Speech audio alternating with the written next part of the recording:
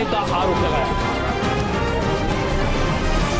बड़ा सवाल, आज का बड़ा सवाल जो आपके सामने रख रहे हैं, 2019 चुनाव के पहले क्या भारतीय जनता पार्टी मंदिर का वायदा पूरा कर पाएगी? क्या भारतीय जनता पार्टी मंदिर का अपना वायदा पूरा कर पाएगी 2019 के चुनाव से पहले? और यह बड़ा सवाल आज इसलिए खड़ा हुआ है क्योंकि मंदिर पर भी रास्ते और भी हैं, मंदिर बनवाने के रास्ते और भी हैं।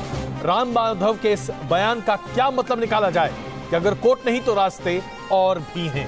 क्या रास्ते वाकई में बचे हैं भारतीय जनता पार्टी के पास? इसके साथ साथ बड़ा सवाल यह भी उठता है कि अध्यादेश नहीं तो सिर्फ कोर्ट का आदेश मानेगा मुस्लिम समाज, यह कहना है all India Muslim personal law board का, तमाम मुस्लिम संगठनों का। ऐसे में जब मुस्लिम समाज सिर्फ कोर्ट के अध्यादेश पर ही टिका है तो क्या यह अपने आप में विवाद खत्म कैसे होगा, इस पर बड़ा सवाल है। और क्या मंदिर मुद्दे पर सियासी टकराव तय है, ये एक तरह से बड़ी बात सामने निकल कर आ रही है। क्या इस बार भी राम भक्तों को निराशा ही हाथ लगेगी? तमाम मुद्दे पर चर्चा करने के लिए हमारे साथ भारतीय जनता पार्टी से नरेंद्र कोहली जी मौजूद हैं, जफरयाब जिलानी साहब all India Muslim personal law board से हैं, गीता भट्ट जी आरएसएस से हैं, डॉक्टर तस्लीम रहमानी मुस्लिम पॉलिटिकल काउंसिल से हैं, विजय शंकर तिवारी जी वीएचपी से और मौलाना साजिद रशीदी। आप सबका स्वागत है।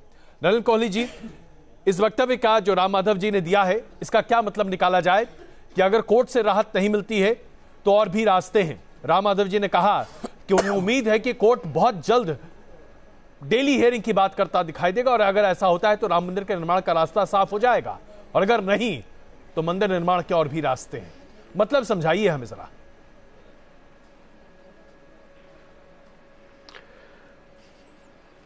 अजय जी, एक प्रवक्ता के नाते और एक वकील के नाते दोनों पहलू से हम इसको पहले समझ लें जी। कोर्ट के सामने अपील है दोनों पक्षों की तरफ से, जो इलाहाबाद हाईकोर्ट का निर्णय था। इस पर सुनवाई हो रही थी और सुनवाई फिर आगे जब पिछली डेट पे आई थी, बात हुई थी कि इस पे जल्द सुनवाई हो, तो माननीय चीफ जस्टिस साहब ने कहा था कि 4 जनवरी को डिसाइड होगा, तय होगा कि इसको डे टू डे रखना चाहिए या कैसे, तो हम उसकी प्रतीक्षा कर रहे हैं जी। कानूनी कानूनी पहलू से कोर्ट का जो निर्णय होता है वो एक अंतिम निर्णय होता है किसी भी विवाद को लेके। लेकिन अगर हम इसको विधानपालिका संवैधानिक प्रक्रिया से देखें तो विधानपालिका है, न्यायपालिका है जी।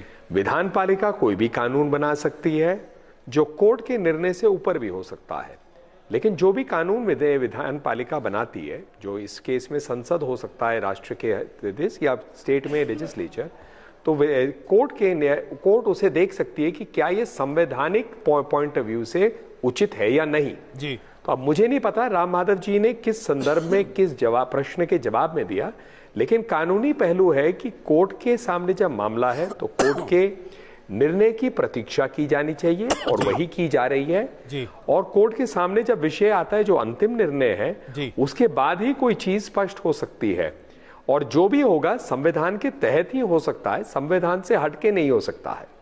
आपने बिल्कुल सही वजह इसकी पूरी बता दी और ये बात अब पूरी स्पष्ट इस दिशा में सामने दिखाई दे रहा है। जफरयाब जिलानी साहब, all India Muslim personal law board भी यही कह रहा है कि कोर्ट की बात को ही आप मानेंगे, अन्यथा अध्यादेश के पारित करने की बात या उसके साथ साथ प्राइवेट बिल की बात, प्राइवेट बिल, ये आपको स्वीकार्य नहीं है।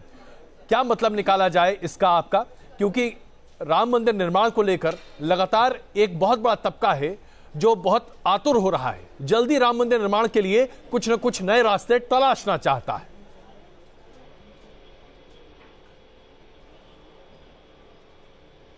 देखिए, अभी जैसा कोहली साहब ने कहा जी कि हमारी अपीलें सभी की पेंडिंग है, 15 अपीलें हैं, जिसमें अभी तक सुनवाई बहस मेरिट पर नहीं शुरू हुई है। एक टेक्निकल पॉइंट था, उस पर बहस हुई। 4 जनवरी को सुप्रीम कोर्ट तारीख तय करेगा जब अपीलों पर मेरिट पर सुनवाई शुरू होगी। सारे फरीकैन की बहस के बाद सुप्रीम कोर्ट उस पर अपना जजमेंट देगा जी। ये सही है कि सुप्रीम कोर्ट के जजमेंट के बाद पार्लियामेंट कोई फाइंडिंग ऑफ फैक्ट में इंटरफेयर नहीं कर सकती है। हाँ, अगर किसी लॉ का फाउंडेशन तब्दील करना हो तो पार्लियामेंट कर सकती है। तो हमारा कहना यह है कि चूँकि ये मसला फैक्ट्स पर बेस्ड है, इसमें जो लॉ इन्वॉल्व है वो एविडेंस एक्ट है, सीपीसी है, कॉन्स्टिट्यूशन है। इसमें कोई भी ऐसा लॉ जो लैंड एक्विजिशन एक्ट जिसे है, जिस अयोध्या का जो लैंड एक्वायर हुई थी 93 में, उसका कोई इंटरप्रिटेशन नहीं होना है, ना कोई उसका इशू है इसमें इन्वॉल्व। तो इसलिए मेरी अपनी ज़ाती राय और हम लोगों की जो राय बोर्ड की है वो ये है कि इस पर कोई ना कानून पार्लियामेंट पास कर पाएगी, ना कोई अध्यादेश आना चाहिए, क्योंकि वो अनकॉन्स्टिट्यूशनल होगा। तो बहरहाल देखिए, ये सही है कि पार्लियामेंट को इख्तियार है कोई भी कानून पास करने का, वो कॉन्स्टिट्यूशनल हो या अनकॉन्स्टिट्यूशनल हो।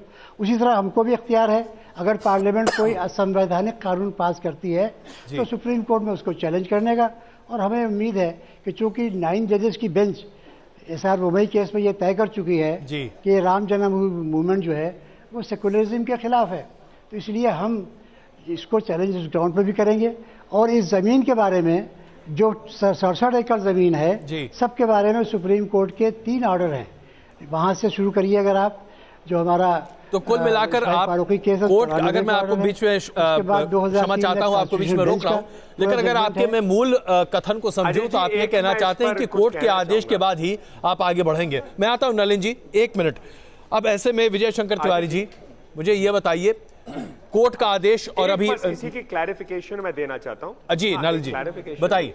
देखिए ऐसा है जी, एक क्लैरिफिकेशन मैं दे दूं, जिलानी साहब को भी बड़े अदब से याद दिलाना चाहूंगा कि देखिए, अंतिम निर्णय के बाद कानून बनाए जा सकते हैं संवैधानिक रूप से। शाह बानू के केस को अगर आप याद करेंगे तो सुप्रीम कोर्ट ने एप्लीकेबिलिटी ऑफ सेक्शन 125 CRPC के ऊपर में स्पष्ट कहा था, लेकिन क्योंकि मुस्लिम समाज ने उस समय कहा कि हमें यह मंजूर नहीं है, तो राजीव गांधी जी उस दबाव में उन्होंने कानून लाए और संवैधानिक रूप से उस कानून को अमल कराए। वही कहानी आज लंबे तरीके से अगर आप देखें तो उस ट्रिपल तलाक पे जाकर रुकती है, जहां सुप्रीम कोर्ट ने अपना आदेश सुना है। इसीलिए ये कहना कि नहीं आ सकता कानून, मैं उसे उचित नहीं मानता, लेकिन जो भी होगा वो टेस्ट होगा ऑन द बेसिस ऑफ। एक मिनट जिलानी साहब एक मिनट साहब, आप जरूर बोलेगा उसके बाद, पर मैं अपनी बात कर रहा हूं। 1 मिनट, मैं आपसे फिर कह रहा हूं, क्योंकि इसका पहलू मैं सिर्फ लीगली बात कर रहा हूं। आस्था का विषय अलग विषय है, अयोध्या राम जन्मभूमि ये आस्था का भी विषय है, वो पहलू अलग है। मैंने तो अभी सिर्फ कानूनी पहलू पे आपको एक मतलब पॉइंट ऑफ व्यू बताया। जो होगा अंतिम निर्णय हमेशा कॉन्स्टिट्यूशन के तहत ही होगा, उससे हटके हो ही नहीं सकता है। बिल्कुल। अब आइए जरा इस मुद्दे पर और बहस को आगे बढ़ाते हैं। विजय शंकर तिवारी जी, अब रास्ते बड़े सीमित हैं और ऐसे में मैं आता हूं, जिलानी साहब, मैं जानता हूं आप दोनों वरिष्ठ वकील हैं और आप अपनी बातों और दलीलों को अपनी तरह से प्रस्तुत कर सकते हैं, लेकिन जरा बहस को आगे बढ़ाने का आग्रह कर रहा हूं मैं आता हूं प्लीज। वकील वो कोहली साहब एक बड़े वकील हैं, नहीं मुझे एक मौका दीजिए आप इसको। मैं देता हूं आपको, लेकिन जरा मुझे इस बहस को आगे बढ़ाने दीजिए। जिलानी साहब केस में विनम्र आग्रह है। देखिए हमारा दर्शक भी बड़ा इस कोर्ट के जिरह में हमारा दर्शक भी जरा भटक जाएगा, इसलिए मैं चाहता हूं कि दर्शक हमारा कम से कम हमारे साथ रहे। इसलिए विजय शंकर तिवारी जी, अब रास्ते बड़े कम हैं आपके। मैं आपके डिबेट में माफ कीजिएगा शरीक होने नहीं आया हूँ। मुझसे वादा किया गया था कि आप 1 to 1 मुझसे बात करेंगे, आप उसको वादे को याद रखिए। मैं डिबेट में शरीक नहीं हूँ। मैं अभी आपसे किसी डिबेट में शरीक नहीं हो रहा, आप मुझसे ही बात कर रहे हैं। जिलानी साहब मौका देना चाहिए, क्योंकि आपने जिलानी साहब आप मुझसे ही बात कर रहे हैं। आप शरीक नहीं, देखिए माफ कीजिए, मैं डिबेट में शरीक नहीं होता हूँ। मैंने कहा था कि नहीं शरीक हूँ, आपने उसको वादा खिलाफी की, लिहाजा मैं डिबेट में नहीं शरीक हूँ। हमसे जिलानी साहब आप मेरे ही सवाल का जवाब दे रहे हैं। अभी आपने कोहली साहब के सवालों का जवाब दिया, अगर मैं आपको उसमें बीच में रोक रहा हूं तो इसमें इतनी नाराज होने की आवश्यकता नहीं है। मैं अभी आपने कोहली साहब का जवाब, आपने बीच में कोहली साहब को बुलवाया और फिर हमको मौका नहीं दे रहे हैं कोहली साहब के जवाब देने का। हमसे अच्छा चलिए, अगर आप इतने नाराज हो रहे हैं तो चलिए आप अपना जवाब रख ही दीजिए। आप डिस्कस भी नहीं कर रहे हैं, बिल्कुल हमारी बात, हम डिबेट में शरीक नहीं हो रहे। आपके जवाब ने वादा ये किया था कि आप 1 to 1 पूछेंगे, बीच में आप कोहली साहब को लिया है, बड़ा अच्छा किया। कोहली साहब ने जो बात कही उसका जवाब मेरा सिर्फ सुन लीजिए। तो सुनिए, बताइए तो सही। कानून 1986 में पार्लियामेंट ने पास किया और मुस्लिम औरतों के बारे में, उसमें कोई जिक्र शाहबानो केस का नहीं है और शाहबानो केस का जजमेंट आज भी लॉ ऑफ द लैंड है। कोहली साहब इस बात को चेक कर लें कि शाहबानो का जजमेंट कतई उस कानून से मुतासिर नहीं हुआ है। ये सुप्रीम कोर्ट का जो अभी लेटेस्ट जजमेंट शाहरा बानो का है 2017 वाला, उसको चेक कर लीजिए कि शाहबानो केस आज भी लॉ ऑफ द लैंड है। सुप्रीम कोर्ट की कॉन्स्टिट्यूशनल बेंच ने लिखा है, लिहाजा कोई आप ऐसी मिसाल न दीजिए कि जो गलत हो। कोहली साहब से मेरी बस। चलिए अब आप हमारे साथ बने रहे प्लीज। और आइए विजय जी, अब सबसे बड़ा सवाल ये उठता है कि अब वीएचपी क्या करेगी। आपने पूरे मुहिम को इस तरह से रखा है कि जल्द से जल्द मंदिर का निर्माण हो, और ऐसी स्थिति में अगर कोर्ट के अलावा कोई रास्ता नहीं है तो चाहे बातें और तकरीरें कुछ भी कहिए, आप तो ढाक के 3 पात वाली स्थिति में हैं। अजय जी, मुझे एक तो पता ये नहीं है कि जिलानी साहब डिबेट से भाग क्यों रहे हैं। वकील हैं, बड़े वकील हैं, और अगर डिबेट में लोग बैठे हुए हैं जी, तो या तो कमतर मानते हैं, या तो उनके डिबेट के योग्य नहीं मानते हैं, या तो ये डिबेट का किसी का उत्तर नहीं देना चाहते हैं, भाग रहे हैं ये। इसलिए खैर वो उनके विषय लोगों ने सामने बता दिया।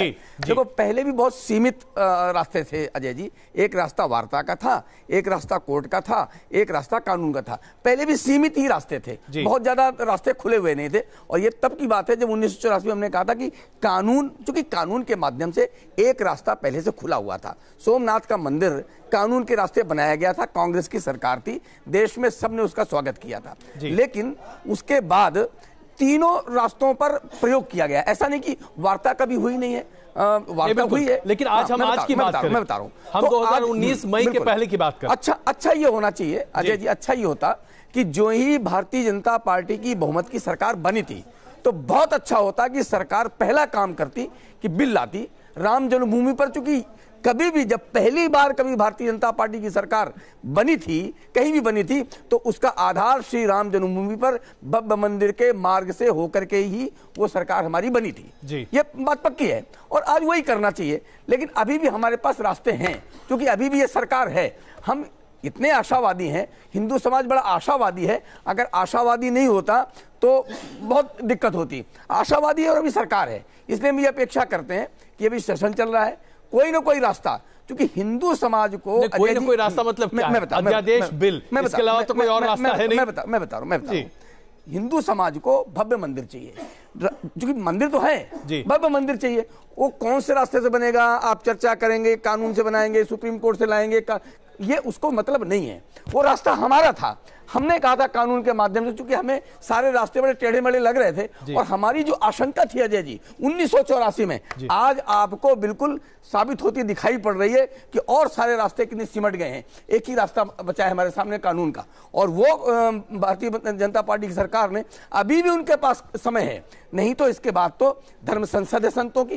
क्योंकि संतों, विश्व हिंदू परिषद जो संगठन है वो संतों के मार्गदर्शन में चलने वाला संगठन है। संत जो तय करेंगे हम उसका अनुमोदन करके आगे बढ़ेंगे।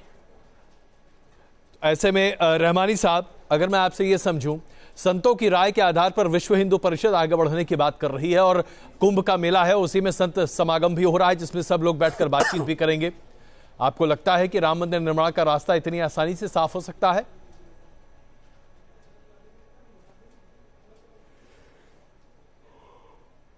देखिए, राम माधव जी ने जो आज कहा है ये कोई उन्होंने पहली बार कहा है, लेकिन इससे पहले जो ये संत समागम की बात कर रहे हैं, आरएसएस की लोग हैं, विश्व हिंदू परिषद के लोग हैं, ये अपनी इंटेंशंस को बहुत ज़्यादा वाज़ेह कर चुके हैं। लीगल एस्पेक्ट की बात नलिन कोहली जी ने और जफरयाब जिलानी साहब ने कर ली है। ये सब बाकी बातें लीगल एम्बिट के बाहर हैं। इन लोगों ने बहुत साफ कहा है कि ये आस्था का इशू है और अदालतें आस्था के मामलात को तय नहीं कर सकती। अब संत समागम कौन सी कॉन्स्टिट्यूशनल अथॉरिटी है इस मुल्क में मुझे मालूम नहीं। मुस्लिम पर्सनल लॉ बोर्ड को भी मैं कॉन्स्टिट्यूशनल अथॉरिटी मैंने तो कभी माना नहीं, लेकिन वो कोर्ट में पार्टी है इसलिए उसका एक स्टेक है, वो स्टेक होल्डर है।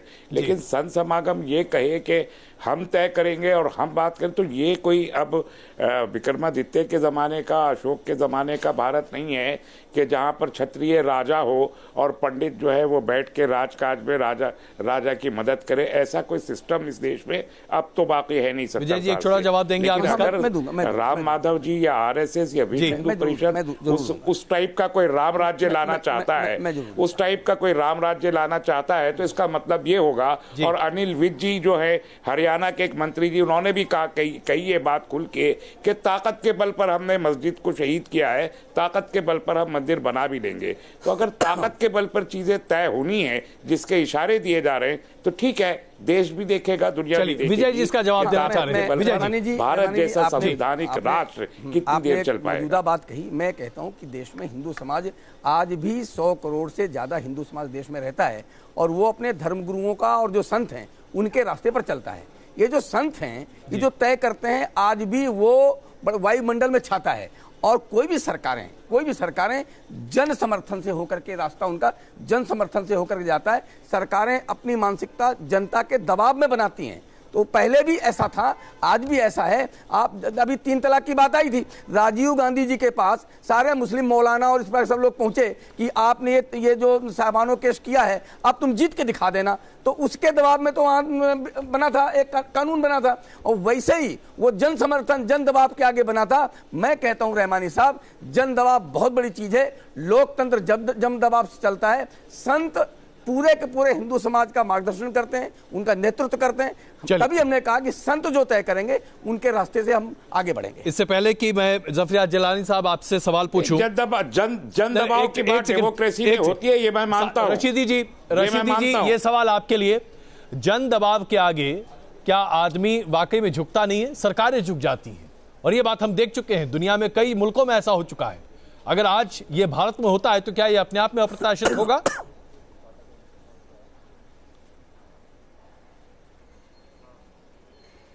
नहीं अजय जी, एक बात को समझ लीजिए, जन दबाव का होना तो हिंदुस्तान जैसी जमहूरियत में बिल्कुल यकीनी बात है, लेकिन वो जन दबाव का रास्ता या तो पार्लियामेंट से होके जाता है, या आपस की सहमति से होके जाता है, या कानून से होके जाता है।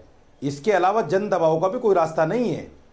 वो जन दबाव का रास्ता जो इन्होंने 1992 में, लेकिन एक पब्लिक सेंटिमेंट भी तो कोई चीज होती है। इसके लिए पूरे देश की जो अभी नलिन जी ने कहा कि उन्होंने कानूनी रास्ता बताया, लेकिन आस्था का विषय भी तो होता है। पूरे देश की जो किरकिरी हुई थी पूरी दुनिया के अंदर, वो आज भी, अरे सुन लीजिए मेरे भाई जी, अरे सुन तो लो मेरे भाई, मेरी पूरी तो हो जाए बात। आज भी पूरी दुनिया के अंदर 1992 को जिस तरह से याद किया जाता है, वो हमारे देश पर एक सवालिया निशान है। 17 लोगों के खिलाफ केस चल रहे हैं, तत्कालीन मुख्यमंत्री को भी 1 दिन की सजा हुई। 1992 का हादसा कोई ऐसा हादसा नहीं था, क्योंकि ये जन दबाव पर किया गया था, और विदाउट कानून और विदाउट पार्लियामेंट और विदाउट किसी समझौते के किया गया था। तो मेरा मानना यह है कि आज भी सरकार इस जन दबाव को स्वीकार ना करके इन्हीं 3 रास्तों पर अमल करे तो ज्यादा अच्छा है सरकार के लिए। गीता भट्ट जी इसका जवाब देनी है। गीता भट्ट जी, अगर कोई तीसरा चौथा रास्ता निकलता है तो वो कहीं ना कहीं डेमोक्रेसी के लिए खतरनाक साबित हो सकता है। गीता भट्ट जी, देखिए अजय जी, मैं सर्वप्रथम एक बात यहाँ रखना चाहूंगी कि बेथलेहेम में एक चर्च ऑफ नेटिविटी है। दुनिया भर के करोड़ों ईसाई धर्म को मानने वाले लोग उस चर्च में जाते हैं और वो ये मानते हैं कि इस चर्च में ही यीशु मसीह का जन्म हुआ था, और वहाँ एक बाकायदा जगह, एक कमरा है जहाँ जाके वो प्रणाम करते हैं कि इसी स्थान पर हुआ था। क्या इसका कोई भी वैज्ञानिक प्रमाण दुनिया में है? कोई वैज्ञानिक प्रमाण नहीं है। क्यों? क्योंकि ये आस्था का विषय है। अब यहाँ राम जन्मभूमि मंदिर, जहाँ की वैज्ञानिक रूप से पूरे प्रमाण तथ्य मिल चुके हैं, सुनवाई हो चुकी है, और जो न्यायालय है उसने तक ये बात मान ली है कि हाँ, भगवान राम का जन्म यहीं इसी स्थान पर हुआ था। और ये बात, इसको गिलानी साहब ने भी, जब ये सुन्नी वक्फ बोर्ड का प्रतिनिधित्व कर रहे थे उस केस का इलाहाबाद हाई कोर्ट में, तो इन्होंने भी ये कहा कि अयोध्या में, हम ये नहीं कह रहे अयोध्या में नहीं हुआ जन्म, हम मानते हैं, लेकिन हाँ इस जगह पे हुआ कि नहीं, इस पे प्रश्न चिन्ह लगाया था इन्होंने। ये जजमेंट में है, मैंने पढ़ा है जजमेंट, उसमें इन्होंने ये बात कही है। तो अब प्रश्न ये उठता है कि देखिए, हिंदू समाज ने कभी कोई राजनीति नहीं की। उन्होंने हमेशा कार्यपालिका और न्यायपालिका दोनों का सम्मान किया है। और एक उदाहरण के लिए मैं आपको एक छोटी सी बात यहाँ रखना चाहूंगी। 1992 में जब राम जन्मभूमि न्यास, उन्होंने जब वहां पे अनुष्ठान प्रारंभ किया था जुलाई के महीने में, तो नरसिम्हा राव ने खुद ये आग्रह किया कि आप ये वहां पे मंदिर निर्माण का जो अनुष्ठान है इसको अभी ना प्रारंभ करें और कुछ समय के लिए रुक जाएं, क्योंकि कोर्ट का आदेश आ ही जाएगा उससे पहले। और उनकी बात मानी गई, पूरी बात मानी गई, और अक्टूबर में 1992 में सारी सुनवाई खत्म हो चुकी थी। मैं ये बात आपके ध्यान में लाना चाहूंगी। 2 वहां जजेस थे, एक ने 4 नवंबर को अपना जो है निर्णय जो है वहां रख दिया था, और जो दूसरे जज थे उन्होंने, अब्दुल रजा, उन्होंने 4 दिसंबर को, और धर्म संसद ने 30 अक्टूबर को कह दिया था कि 6 दिसंबर को जो है हम तो मूलतः अगर मैं आपको सही समझ रहा हूँ गीता जी, तो आप ये चाह रही हैं कि चाहे जो भी हो, आस्था एक अपने आप में बहुत महत्वपूर्ण चीज है। बिल्कुल, 11 दिसंबर को मैं इसका निर्णय दूंगा जी। खैर चलिए, देखिए, हाँ, हम जुडिशरी पर उस तरह से सवाल नहीं खड़े कर सकते गीता जी, और मैं ना चाहूंगा कि हमारे प्रोग्राम में इस पर इस तरह की बातें हों। लेकिन नलिन जी, इससे पहले कि हम ब्रेक लें, नलिन जी, मैं एक सवाल आपसे पूछना चाहता हूं। अभी आपने सुना विजय शंकर तिवारी जी कह रहे हैं हमें अभी भी उम्मीद है सरकार से, सरकार कोई ना कोई रास्ता जरूर निकालेगी। लेकिन क्या सरकार के पास वाकई में कोई भी ऐसा रास्ता है? कोर्ट के अलावा कोई रास्ता तो दिखता नहीं है।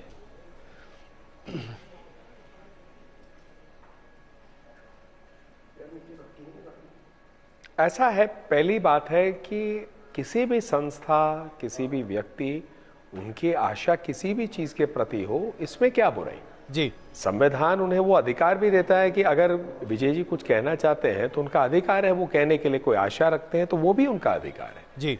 कानून की जो दृष्टिकोण है, 3 ही चीजें होती हैं कानूनी रूप से जो संभव है। मामला कोर्ट में, तो कोर्ट की सुनवाई में क्या आदेश, अंतिम निर्णय निकलेगा उसकी प्रतीक्षा जी। दूसरा होता है कि संसद के माध्यम से किसी भी विषय पर कानून बन सकता है। लैंड ऐसा नहीं है, पर संसद का कानून जो बनता है उसकी एक प्रक्रिया है, उस प्रक्रिया के तहत ही बन सकता है। प्राइवेट मेंबर हो या सरकार के द्वारा लाया गया हो, वो पहले पारित लोकसभा में होगा, फिर राज्यसभा जाएगा। जी जी। और तीसरा विषय होता है अध्यादेश का, जिसे ऑर्डिनेंस रूट कहते हैं। वो भी बड़ा डिफाइंड रूट है, लेकिन ऑर्डिनेंस में 2-3 विषयों को मन में रखने की आवश्यकता होती है कि ऑर्डिनेंस तभी लाया जा सकता है कि जब 2 संसद के सत्र नहीं हो रहे, मतलब उनके बीच में जो फासला है उसी पीरियड में कोई अर्जेंसी होनी चाहिए, और वो भी अंतिम रूप से उसको संसद के सामने रखना पड़ता है जी। तो ये होता है, तो उसमें एक अर्जेंसी फैक्टर होता है। तो इसीलिए अगर मैं ब्रॉडली इसे मानूं, और चौथा रूट है जिसके ऊपर जो प्रोग्राम में भी इस पर बात हुई कि आपसी सहमति से कोई एक हल निकले, जिसमें प्रयास हुए लेकिन प्रयास सफल नहीं हुए। मेरा यह मानना है कि आस्था का विषय जब है, आपसी सहमति बेस्ट है। जब आपसी सहमति नहीं है तो कोर्ट है, लेकिन कोर्ट भी इसे, क्योंकि कई ऐसे विषय हुए जो कोर्ट ने जल्दी सुने भी हैं, डे टू डे हियरिंग की है, तो एक आशा ये भी बनती है कि क्या कोर्ट इसे जल्दी सुन सकता है, क्योंकि ये विषय जब तक कोर्ट में ऐसा रहेगा तो तनाव भी बढ़ता है, लोगों की बातें होती हैं, नई बातें आती हैं, तो ये भी एक है। तो हमें, मुझे लगता है, प्रतीक्षा करना चाहिए। 4 जनवरी को ये लगेगा, क्या होगा उसके बाद, मुझे लगता है वही सबसे उचित रहेगा। आप सब हमारे साथ बन रहे हैं, तुरंत वापस आते हैं और उसके बाद चर्चा करेंगे कि क्या प्रतीक्षा करने के अलावा और कोई रास्ता है, क्योंकि जिस तरह से तमाम हिंदू संगठन इसे लेकर एक बड़ा मुद्दा बना रहे हैं, तो खास करके संघ परिवार के वरिष्ठ नेताओं ने इस बारे में अपनी बातों को सामने रखा है। ऐसे में राम माधव के इस बयान के बाद क्या कोई रास्ता है या अन्यथा इंतजार के अलावा कुछ नहीं? 2019 चुनाव से पहले क्या भारतीय जनता पार्टी मंदिर का वायदा पूरा कर पाएगी? और ये अपने आप में बड़ा यक्ष प्रश्न है भारतीय जनता पार्टी के सामने। ललन कोहली जी भारतीय जनता पार्टी से, गीता भट्ट जी आरएसएस से, डॉक्टर तस्लीम रहमानी, विजय शंकर तिवारी और मौलाना साजिद रशीदी इस वक्त हमारे साथ मौजूद हैं। शुरुआत गीता भट्ट जी मैं आपसे करूं। इसमें कोई शक नहीं है कि संघ परिवार के वरिष्ठ से वरिष्ठ नेता ने इस बात को स्पष्टता हर मंच से कहा कि राम मंदिर निर्माण के काम को शीघ्रता शुरू करना चाहिए, लेकिन रास्ता कहीं किसी को नहीं सूझ रहा। तो फिर इस तरह के बयान देने का मतलब क्या है? और सबसे बड़ी बात यह है कि ये सारी बयानबाजी पिछले 6 महीने में इतने बड़े पैमाने पर क्यों शुरू हुई? इसका क्या औचित्य है?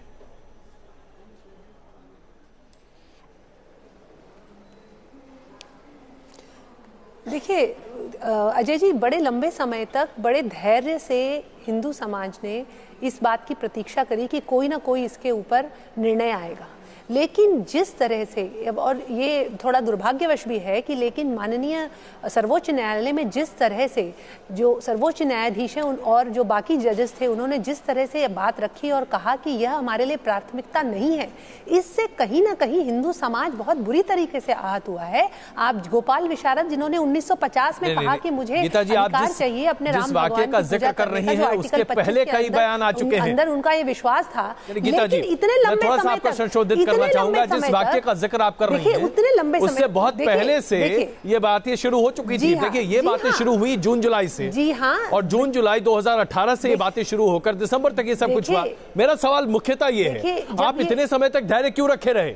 वो पहले दिन क्यों नहीं कहा, जैसा अभी विजय जी ने कहा? 2017 में ही इतने लंबे समय बाद अजय जी 2017 में जाकर तो लिस्टिंग हुई केस की, और जब लिस्टिंग हुई तो पता चला कि 14,000 से ज्यादा ऐसे पृष्ठ थे जिनका जो है अनुवाद ही नहीं हुआ था, ट्रांसलेशन तक नहीं हुआ था, और उसको किस तरह से जो है उत्तर प्रदेश सरकार ने 4 महीने के अंदर उस काम को पूरा किया, सिर्फ इसीलिए ताकि जल्दी से जल्दी सुनवाई हो। और पूरी इसी बात की आशा थी, उम्मीद थी कि 2014 के पश्चात की अब ये भव्य राम भगवान का मंदिर वहां बनेगा ही बनेगा। मैं इससे पहले कि रहमानी जी से सवाल पूछूं, मैं आपसे जानना चाहता हूं, क्या आज आपकी जो टिप्पणियां आ रही हैं, क्या संघ परिवार आज सुप्रीम कोर्ट के न्यायाधीशों की मंशा पर सवाल खड़े कर रहा है?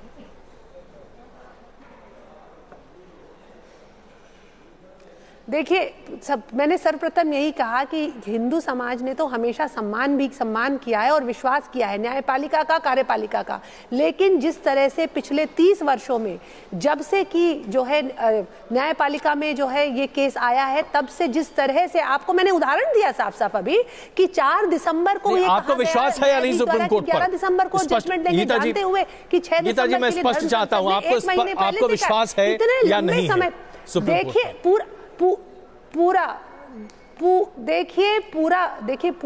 पूरा विश्वास है, लेकिन उस विश्वास में कहीं ना कहीं विश्वास के साथ लेकिन है रहमानी जी, अब मैं ये सवाल आपके सामने रखना चाहता हूं। आज अगर सुप्रीम कोर्ट के ऊपर ही विश्वास को लेकर जरा इफ एंड बट है तो यानी कि दिक्कतें हैं, ऐसे में मसला सुलझेगा नहीं। सुप्रीम कोर्ट का आदेश आ जाएगा, उसके बाद भी शायद माने ना लोग। न्यायपालिका की तरफ देख रहे हैं, उनसे रहमानी जी आग्रह तो था ना कि वो इसका कुछ ना कुछ समाधान निकाले, कोई निर्णय दे इसमें। देखिए 49 से केस चल रहा था 2010 तक इलाहाबाद हाई कोर्ट में। इस बेसब्री का मुजाहरा किसी ने भी नहीं किया, और अब आके जब एक फैसला हो गया मस्जिद और मंदिर दोनों के हक में और सुप्रीम कोर्ट अपना एक प्रोसेस में है, वो चल रहा है, तब ये बेसब्री इलेक्शन से 6 महीना पहले शुरू हुई है। इसका मतलब समझ लेना चाहिए। दूसरी जानिब 25 साल से यानी 1992 से ही रायबरेली हाई कोर्ट में बाबरी मस्जिद की शहादत के मुजरिमीन के खिलाफ एक मुकदमा चल रहा है। लिब्रान कमीशन ने कॉन्स्पिरेसी करने वालों के नाम तय किए हैं, और 25 साल में एक लोअर कोर्ट में वो किसी एक स्टेज भी आगे नहीं बढ़ा। उसमें भी बेसब्री होनी चाहिए ना। उस बेसब्री का इजहार अभी तक किसी ने नहीं किया है, ना उस पर इनको बेसब्री है कि उन मुजरिमों को सजा मिले, बल्कि गर्व से कह रहे हैं कि हमने थोड़ा बहुत अच्छा किया। लेकिन हम लोग भी देख रहे हैं ना, इस बेसब्री का मुजाहरा हम भी कर सकते हैं कि हमें बेसब्री है कि जिन मुजरिमों ने मस्जिद को शहीद किया, उन मुजरिमों को डिप्टी प्राइम मिनिस्टर, गवर्नर और कैबिनेट मिनिस्टर बना दिया। चलिए, मैं आप दोनों के बीच में आता हूं। मैं आप दोनों के बीच में आता हूं। नलिन कोहली जी, ये आरोप बार बार भारतीय जनता पार्टी पर लगाया जाता है कि राम मंदिर निर्माण के मुद्दे पर रोका नहीं, जो जबरदस्त बयानबाजी कई कैबिनेट के मंत्रियों के द्वारा भी सामने रखी गई है। ये सब कुछ सिर्फ इसलिए क्योंकि 2019 का चुनाव सामने है। क्या ये वस्तुतः सही है?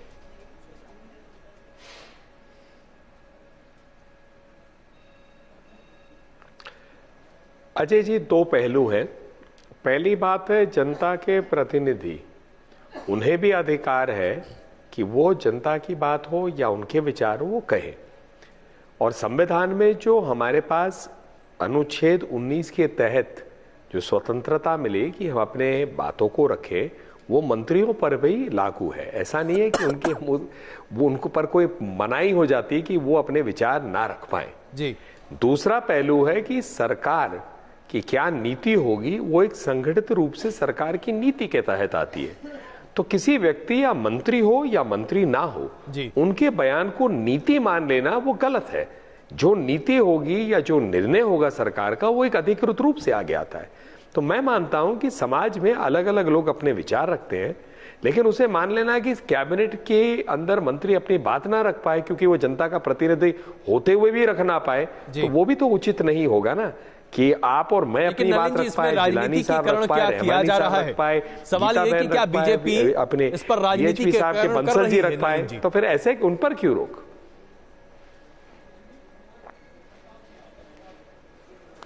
देखिए, आरोप तो बीजेपी पे राजनीति करने का सदैव लगेगा, क्योंकि पहली बात इसे ना भूले कि हम एक राजनीतिक पार्टी है, तो राजनीतिक पार्टी तो राजनीति तो करती ही है।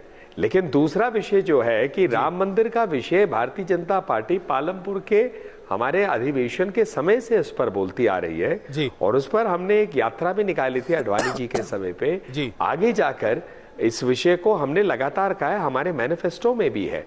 तो इसीलिए भारतीय जनता पार्टी अपना ना तो हाथ इससे धो रही है और ना ही ये कहना कि भारतीय जनता पार्टी वो इस पर राजनीति करना है उचित होगा। साजिद रशीदी जी, आप बहुत देर से कुछ कहना चाह रहे थे। भारतीय जनता पार्टी तो स्पष्ट कह रही कि हाँ हम करते हैं, जो कर रहे हैं सामने है। अब बताइए आपको आपत्ति कहां है?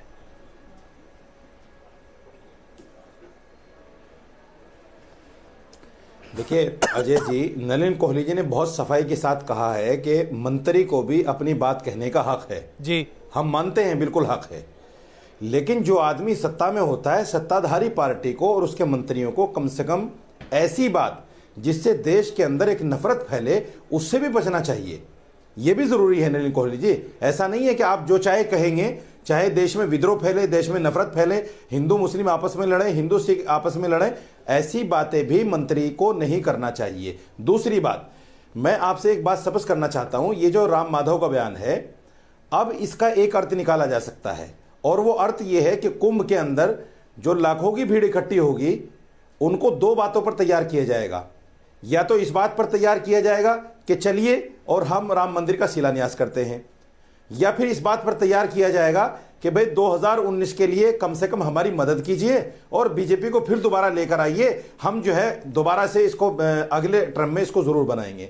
यही इसका मतलब निकाला जा सकता है। इसके अलावा और तीसरा चौथा इसका कोई मतलब बनता भी नहीं। पहले नलिन कोहली का जवाब दें विजय जी। सत्ताधारी पार्टी कुंभ का जहां तक मतलब है वो तो सीधे आपसे सरोकार है, उसका बताइए क्या करेंगे कुंभ को लेकर। ऐसा कुछ करेगी तो ये भी देश में इतिहास बन जाएगा। अच्छा होता। मैं अभी तक जो चर्चा हुई है इससे इतर चर्चा करूंगा। कुंभ की बात आपने पूछी, बता दूं कि लाखों नहीं करोड़ों लोग। मैं कुछ कहूं, मैं आ रहा हूं नलिन जी, आ रहा हूं आपके पास, लेकिन जरा विजय जी अभी कुंभ के संदर्भ में कुछ कह रहे हैं। करोड़ों लोग आते हैं जी, और वहां पर धर्म संसद होगी। अभी शायद इनको कुछ तकनीकी पता नहीं, जैसे कई बार इस्लाम की बहुत सारी तकनीकी हमें पता नहीं होती है, हिंदू समाज की तकनीकी इनको पता नहीं होंगी। तो वहां कुंभ में संत आएंगे, बड़े संत आएंगे जो वर्षों से धर्म संसद करते आ रहे हैं। हमने हमेशा कहा कि धर्म संसद में वो तय करते हैं कि अब कौन सी दिशा लेनी है। और केवल यही नहीं, हिंदू समाज के और अन्य प्रकार को एक हमें तो और किसी संसद का पता एक मिनट अब आप एक बार चुप हो जाइए।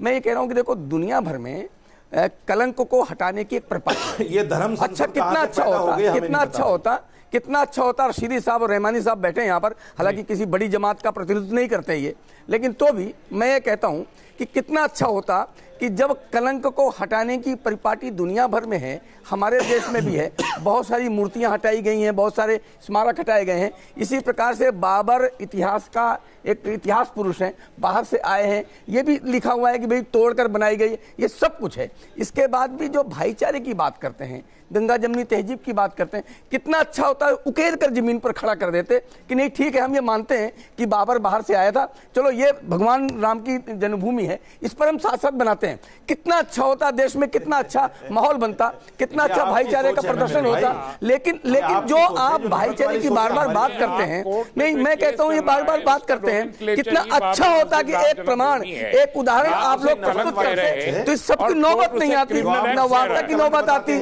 न संसद की नौबत आती, न कानून की नौबत आती, नौबत ही नहीं आती। रसीदी साहब, मैं कह चुका हूं, आप लोग किसी बड़े जमात का प्रतिनिधित्व नहीं करते, आप एकल अपने अपने हिसाब से यहाँ पर बैठे हुए हैं। लेकिन तो भी मैं कहता हूं कि एक मुस्लिम अपील है, ये कह सकते थे कि चलो हम बनाते हैं, वो लुटेरा था, उसने वहां पर जन्मभूमि पर खोद करके वहीं नहीं। अब आप झूठ बोले तो हम कुछ नहीं कह सकते। देखो आप कुछ भी घुमाए, मैं कहता हूँ यहाँ नौबत क्यों आई? हम यहाँ पर चर्चा करने के लिए बैठे हैं, वर्षों से भगवान राम पर चर्चा कर रहे हैं, उनकी जन्मभूमि चर्चा कर रहे हैं। अरे 100 करोड़ हिंदुओं की आस्था पर चर्चा कर रहे हैं। आप पढ़े लिखे आदमी हैं और बात बाबर को लुटेरा नहीं कह सकते। और रहमानी साहब, इससे बड़ी बात आप इतिहास नहीं जानते और आपका इतिहास से कोई संबंध भी नहीं है। आस्था पर आपने वो लुटेरा नहीं था, वो शासक था इस देश का। फिर आप कहते हैं आप इस देश के इतिहास को हटा नहीं सकते। आप शर्मिंदा हो सकते हैं, लेकिन आप इस देश के 1000 साल के इतिहास की बातचीत के जरिए इस मसले का हल निकलता तो बेहतरीन होता। नलिन कोहली जी, आप कुछ कहना चाह रहे थे, प्लीज नलिन जी।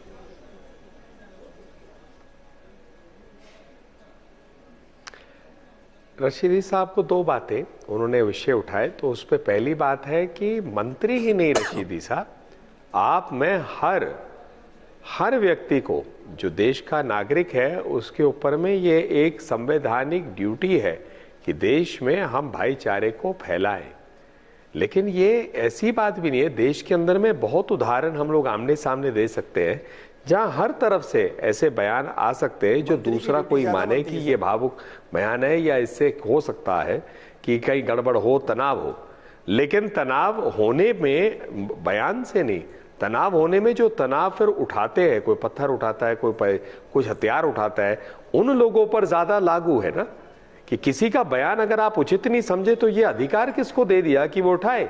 ऐसे विश्व में बहुत उदाहरण है कि लोग इस्लाम का गलत उपयोग करके बंदूकें उठा के बम करके इंसानों को मार रहे हैं। कहीं मुसलमान बन रहा है, कहीं मुसलमान नहीं, दूसरे समाज के लोग बन रहे हैं। तो अधिकार किसी को नहीं है, बयान सही हो या गलत हो, कि कोई व्यक्ति कानून को तोड़े। तो मैं मानता हूं वो सबसे ज्यादा महत्वपूर्ण बात है। दूसरी बात जो आप कह रहे थे कि अर्थ निकालते हैं कुंभ से, मेरा ये निवेदन रहेगा, देखिए हर धर्म में उस पे सजा के ऐसे अवसर हैं जहां लाखों करोड़ों लोग जाते हैं, मिलते हैं। हिंदू धर्म में अलग अलग ऐसे हैं।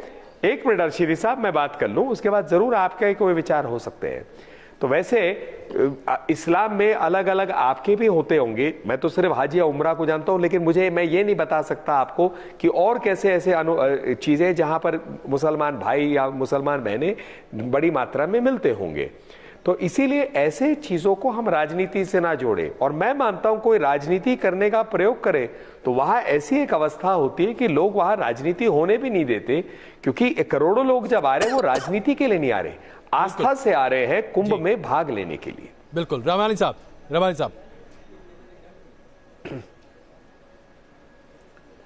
नलिन कोहली जी, ये धर्म संसद क्या है, इसका खुलासा जरा कर दीजिए। आप पढ़े लिखे व्यक्ति हैं, आप, ये धर्म संसद क्या है? रशीदी जी, मैं एक मिनट आ रहा हूं, रहमानी साहब जरा सवाल पूछ रहे थे। मैं ये पूछना चाहता था कि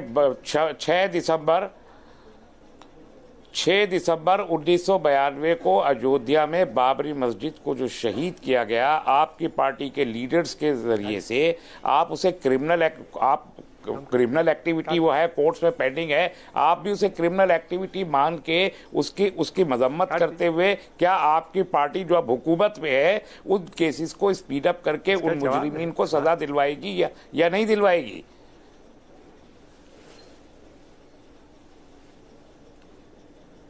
मैं इसका सीधा जवाब देता हूं रहमानी साहब। कानून बहुत स्पष्ट है।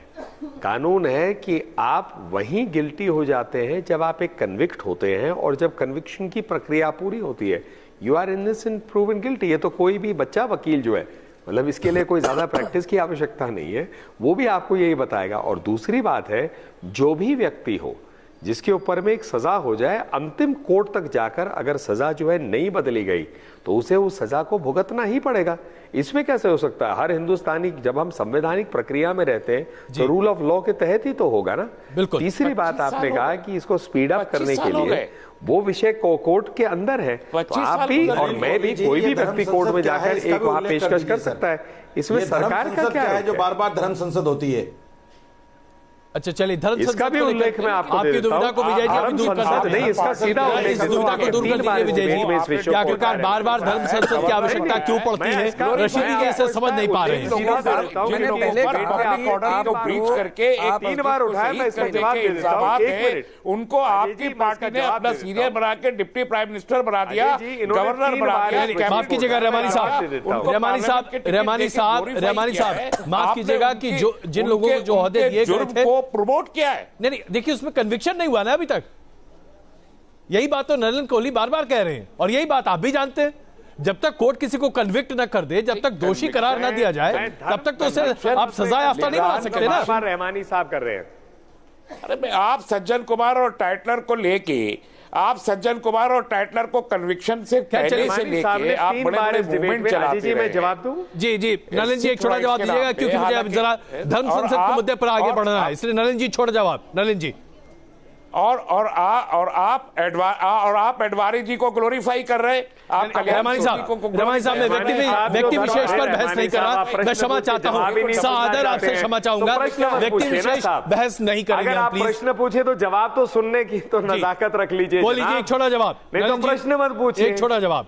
जी, मतलब फायदा क्या है ना प्रश्न पूछ गया जिसका जवाब ही आप नहीं सुनना चाहते। हाँ, तो ऐसा है, धर्म संसद जो है, आप बार बार कह रहे हैं कि संविधान में इसकी क्या स्थिति है। रहमानी साहब, संविधान की एक कॉपी उठा लीजिए। संविधान जो है हर धर्म को बराबर समझता है, और ब्लंटली कहकर कि किसी भी धर्म के किसी भी धार्मिक संस्था या संगठन को कोई मान्यता नहीं दी है, लेकिन समाज में मान्यता भी है। उलेमा की अपनी एक मान्यता है, पंडित की अपनी एक मान्यता है, ऐसे ही धर्म गुरुओं की अपनी एक मान्यता है। वैसे ही बिशप्स की मान्यता है, कहीं पर प्रीस्ट की मान्यता है। तो आपके क्या कहने का मतलब है? ये सब मान्यताएं हट जाए। चलिए, इस्लाम में लोग जो है रशीदी जी आपको इसका जवाब अभी मेरा सवाल नहीं सुना, ये मेरा सवाल नहीं था। चलिए, मेरा ये सवाल नहीं था। प्लीज एक मिनट विजय जी जरा आप रशीदी जी को धर्म संसद का पूरा सवाल ही नहीं था। रहमानी जी एक मिनट प्लीज। रहमानी जी मैं आग्रह कर रहा हूँ, प्लीज मैं आ रहा हूँ। रहमानी जी एक मिनट। विजय जी अजय जी नलिन कोहली ने सवाल सुनने से पहले ही जवाब दे दिया। ये सवाल गलत सुना है। अच्छा रहमानी साहब मैं आग्रह कर रहा हूँ, जरा विजय जी को पहले बोलने। बहुत अधीर है, ये बार बार प्रश्न पूछ रहे हैं, तो मैं पूछता हूँ कि कुरान की संसद में क्या संसदीय क्या मान्यता है? मुझे सवाल पूछना ही नहीं है। नहीं, मैंने पूछ लिया, कुरान की संसदीय क्या मान्यता है? ये कुंभ, और आपने प्रश्न खड़ा कर दिया, कुंभ पर, कि कुंभ में ऐसा होगा, कुंभ के लोग जाकर के वहां पर मंत्र शिलान्यास करना शुरू कर देंगे। यानी न भूतो न भविष्यति। आज तक हिंदू समाज ने कुंभ में इस प्रकार एक दिशा में जाकर के कुछ करना शुरू कर दिया होगा, ऐसा हुआ नहीं है। इसके बाद भी एक प्रश्न आपने खड़ा कर दिया कुंभ पर, ये जो नाजायज है और जो आपको नहीं कहना चाहिए था। दूसरी बात आपने कहा धर्म संसद। अब सुन लीजिए, मुझे लगता है कि आप किसी जमात का प्रतिनिधित्व नहीं करते, मुझे उत्तर देने का कोई वो नहीं था, लेकिन आपने प्रश्न किया। अजय जी किसी भी जमात का प्रतिनिधित्व नहीं करते, अपनी अथॉरिटी के आधार पर ये बैठे हुए हैं। पर गलत बोला है, इनको माफी मांगनी चाहिए। उत्तर में दे रहा हूं मैं, विष्णु कुरान पर गलत बोला है, इनको माफी मांगनी चाहिए। आप किसी जमात का प्रतिनिधित्व नहीं करते हैं। कुरान पर इन्होंने गलत बोला है, इनको माफी मांगनी चाहिए। आपने रशीदी सुन लो, आप सुन लो, पहले आप सुन लो। प्रश्न किया तो सुनने की बात रखो। ये जो धर्म संसद है, आप इस तरह की भाषा नहीं बोल रहे। आप किसी भी जमात के अथॉरिटी नहीं है, आप किसी जमात का तो भाषा का संतुलित तो कीजिए। मैं हिंदू कुरान को कहां से ले आए आप? मैं उसका प्रवक्ता हूं। कुरान को कहां से ले आए आप? हाँ, शर्म कीजिए। कुरान लोगों के पास कोई बात नहीं करने के लिए क्या महत्व है? शर्म नहीं आती आप लोगों को? जो सीधा चाहिए आपको भी, आपको शर्म नहीं आनी चाहिए। शर्म कीजिए। आप हमेशा राम पर, धर्म संसद पर कभी भी क्वेश्चन मार्क खड़ा करते हो। शर्म कीजिए आप लोग। आपको के बारे में कुछ कहा? रशीदी जी हमने रामायण के बारे में कुछ कहा? रशीदी जी भी नहीं चाहते। रशीदी जी मैं बहुत देर से आपकी बात सुन रहा हूँ। रशीदी जी बहुत देर से मैं आपकी बात सुन रहा हूँ, लेकिन ये तरीका मैं क्षमा चाहता हूँ। रशीदी जी ये कोई तरीका नहीं हुआ। आप जानबूझकर एक बवाल खड़ा करना चाहते हैं। अभी किसी भी तरीके से कोई भी अभद्र भाषा का इस्तेमाल कुरान के संदर्भ में नहीं किया गया है। इस बात को मैं स्पष्ट करना चाहता हूं। और चूंकि आप इस अभद्रता को सामने कर रहे हैं, मैं शो को यही खत्म करता हूं। मैं क्षमा चाहता हूं रशीदी जी, ये तरीका नहीं है बहस का। उन्होंने जवाब दे दिया, बात खत्म। जी नहीं, गलत बात है, ये गलत बात नहीं। आपने गलत किया है, आज आपने गलत किया है न्यूज नेशन के साथ, ये मैं आपको कह रहा हूं। बहुत धन्यवाद आप सबका इस चर्चा में शामिल होने के लिए। छूने का आरोप लगाया